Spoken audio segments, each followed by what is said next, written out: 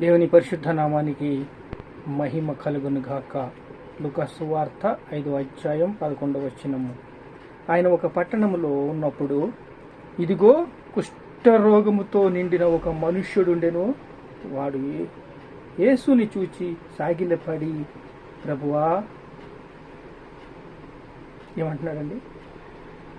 సాగిలపడి యేసుని చూసి, ప్రభువా, నీకిష్టమైతే నన్ను శుద్ధినిగా చెయ్యవలనిగా ఆయనను వేడుకొనెను. అప్పుడు ఆయన చెయ్యి చాపి వానిని ముట్టి, నాకిష్టమే, నీవు శుద్ధుడు కమ్మని అనగానే కుష్ఠరోగము వానిని విడిచిపోయెను. ఇక్కడ ఒక పట్టణంలోకి కుష్ఠరోగంతో ఉన్న ఒక వ్యక్తి వచ్చాడు. తనని ఆశ్రయించాడు. ఆశ్రయించే వారిని ఎప్పుడు కూడా విడిచిపెట్టలేదు యేసయ్య. నా ఆశ్రయ దుర్గము ఆయన, నా కోట, నా కొండ. ప్రభువా, నీకు ఇష్టమైతే నన్ను శుద్ధినిగా చెయ్యి అని అడుగుతున్నాడు. పాపముల నుండి విడిపించుటకు యేసుక్రీస్తు చాలినవాడు. పాప దోషములను ఆయన శుద్ధి చేశాడు. ఆయన మనల్ని పాలిస్తున్న రాజు.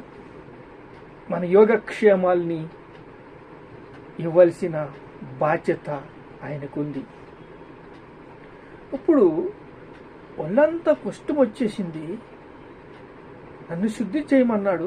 శుద్ధి చేయగాని వానిని ముట్టి, నాకిష్టమే, నువ్వు శుద్ధుడు కమ్మనగా, అప్పుడు ఆయన, నీవు ఎవనితో చెప్పక వెళ్ళి వాడుక చొప్పున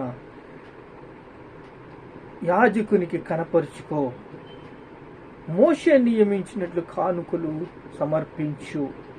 ఎవరికి ప్రచారం చేయబాక, ఆల్రెడీ నా మీద నిఘా బృందము ఉన్నది, నిఘా వేస్తున్నారు అని చెప్తున్నాడు. అలా ఆయన నిఘా వేస్తున్నప్పుడు వారికి సాక్షార్థమై, నీ దేహము యాజకునికి కనపరుచుకో, అద్భుతం జరిగిందని చెప్పు, యేసు నామములో అద్భుతం జరిగిందని చెప్పు, యేసు నామములో విజయం వచ్చిందని చెప్పు, యేసు నామములో బహుగా ఫలించానని చెప్పు అని చెప్తే తినంగా వెళ్ళాడు. యాజకుని దగ్గరికి వెళ్ళి సమర్పించుకున్నాడు. అయితే ఆయన గురించిన సమాచారం మరీ ఎక్కువగా వ్యాపించను. ఆ సమాచారం ఎక్కువైపోయింది, ప్రజ్వలించింది. చూడండి, యేసు గురించి ప్రచారము చెయ్యవద్దు అని కోల్ది విస్తారముగా సువార్త ప్రచారం అవుతుంది. అది ఎక్కువగా ప్రబలుతుంది, అది విస్తరిస్తుంది. అది మనల్ని, మన జీవితాల్ని ప్రభావితం చేస్తుంది, పవిత్రపరుస్తుంది, పరిశుద్ధపరుస్తుంది. అది ఎక్కువగా వ్యాపిస్తుంది. యేసు నామములో స్వస్థత, యేసు నామములో ఆనందము, యేసు నామములో సంతోషము, యేసు నామములో విజయము, యేసు నామములో దుష్టశక్తుల నుంచి, ప్రభావం నుంచి విడిపించుట, ప్రకాశించుట, ప్రజ్వలించుట, ఇవన్నీ కూడా జరుగుతున్నాయి. బహుజన సమాజము ఆయన మాట వినుటకు, తమ రోగులను కూర్చుకున్నట్టుకు కూడి వచ్చుచుండగా ఆయన ప్రార్థించుటకు అరణ్యములోనికి వెళ్ళుచుండెను. చాలా మంది వచ్చేస్తున్నారు, ఇష్పించేస్తున్నారు, అద్భుతాలు కావాలి, ఆశ్చర్య కార్యాలు కావాలని. కానీ ఆయన ప్రార్థన చేయడానికి అరణ్యంలోకి వెళ్తున్నాడు. అరణ్యంలో దేవునితో సంబంధము, దేవునితో ఐక్యత, దేవునితో సహవాసము అవసరం. ఈరోజు అనేక మందితో కలిసి సహవాసము చేస్తే అది అద్భుతంగా విజయము ఫలిస్తుంది, ఆశ్చర్య కార్యాలు జరుగుతాయి.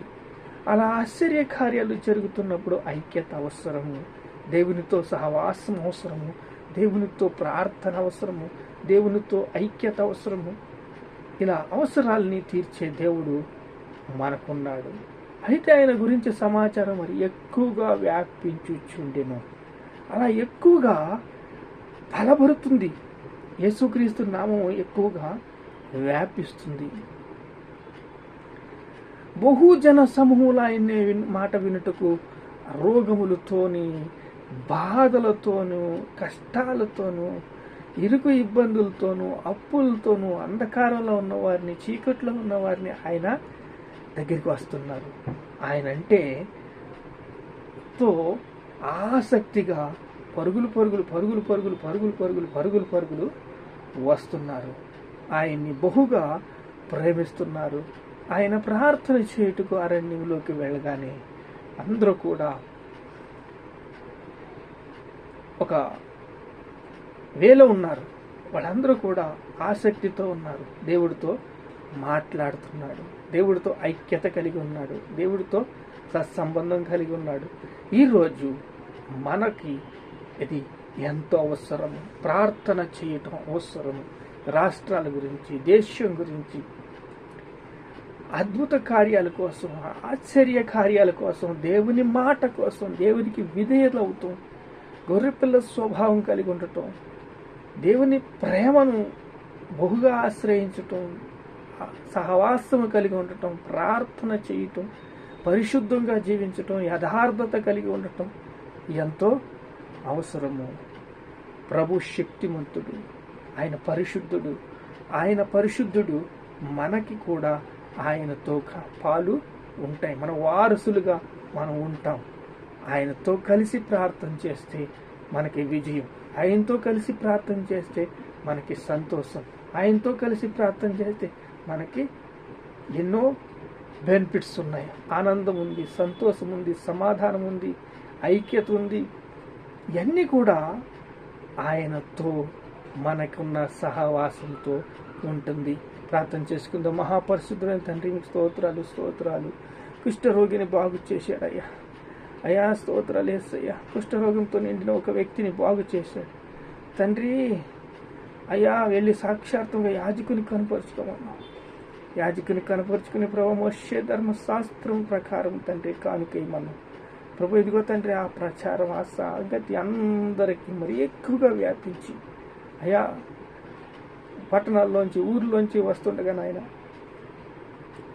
ఆ యొక్క ప్రచారం ఎక్కువగా ప్రభు అరణ్యంలోకి వెళ్ళిపోయాడు. దేవుడితో సహవాసం చేయాలి. ఈరోజు దేవుడితో సహవాసం మనకి ఎంతో అవసరం. ఈరోజు దేవుడితో సహవాసం మనకి ఎంతో అవసరమని దేవుడు అడుగుతున్నాడు. ప్రభువానికి స్తోత్రాలు స్తోత్రాలు స్తోత్రాలు. మీ సహవాసం కావాలయ్యా, మీ ఐక్యత కావాలయ్యా. మీతో తండ్రి ప్రభు మాకు కావలసిన ఉద్యోగం కావాలయ్యా. రాష్ట్రాల వరిగా తండ్రి ప్రభు యవ్వనస్తుల కొరకు ప్రభు తండ్రి ఐక్యత కావాలయ్యా. నైనా స్తోత్రాలు స్తోత్రాలు స్తోత్రాలు. ఘనత, మహిమ, ప్రభావాలు మీకే చెల్లిస్తున్నాం తండ్రి. ఆమేన్ ఆమేన్.